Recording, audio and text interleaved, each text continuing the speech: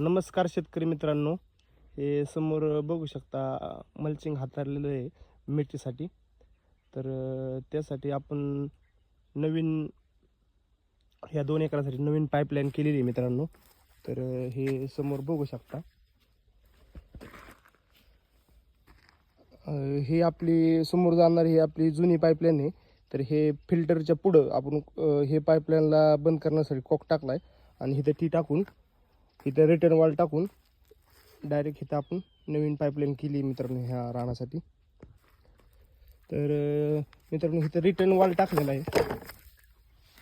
इथं रिटर्न आतमध्ये ह्याचे रिटर्न वॉल आहे.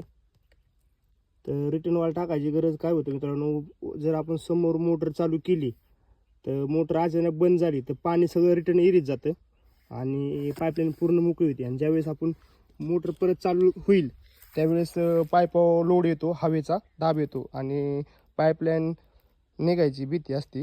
त्यासाठी आपण रिटर्न वॉल टाकलेला आहे. हा फिल्टर आहे आपला जैनचा, तुम्ही बघू शकता. आणि हा कॉक हा पाईप एरीत रिटर्न पाणी जाण्यासाठी ठेवलेला आहे.